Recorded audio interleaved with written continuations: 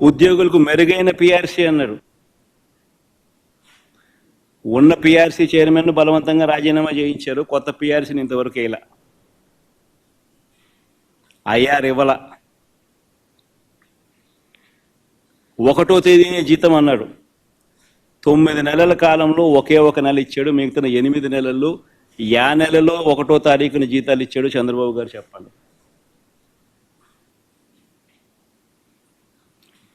3 DL pending, travel allowances pending, surrender leave pending, medical reimbursement అన్ని pending. చివరికి ఉద్యోగస్తులకు సంబంధించిన జిఎల్ఐలు, జీపీఎఫ్లు కూడా తాను వాడేసుకుంటా ఉన్నాడు.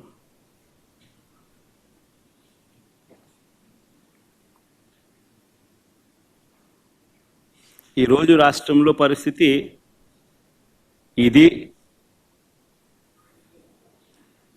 విధ్వంసం, ఆర్థిక విధ్వంసం అంటే ఇది. మరోవైపున ఆంధ్ర రాష్ట్రాన్ని సుస్థిర రాష్ట్రంగా మార్చేందుకు, ఆంధ్ర రాష్ట్రం పొటెన్షియల్ను పెంచేందుకు ఒక విజన్తో రాష్ట్రానికి తన సొంత వనరులు పెరిగేలా శాశ్వత ప్రాతిపదికన రాష్ట్రం మెరుగ్గా ఉండేందుకు port based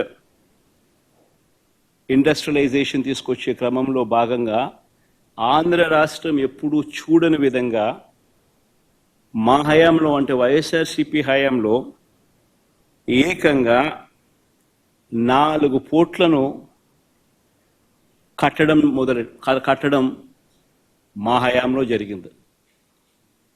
Mulapeta port, Machilipatnam port, Ramayapatnam port, ఈ 3 గవర్నమెంట్ రంగంలో కట్టడం మొదలుపెట్టాం. ఇందులో దాదాపుగా రామాయపట్నం పోర్టు అయితే దాదాపుగా 75-80% దాదాపుగా అయిపోయిన పోర్టు ఇప్పటికే.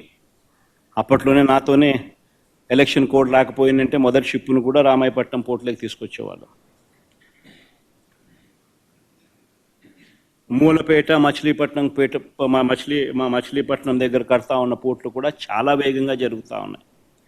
దాదాపుగా 35-40% పనులు 2 చోట్ల కూడా వేగవంతంగా కూడా అయిపోయిన పరిస్థితులు.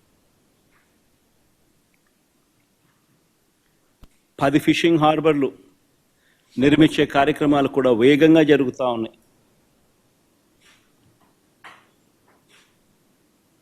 అందులో 1-2 మన హయాంలోనే ప్రారంభోత్సవం కూడా చేసాం.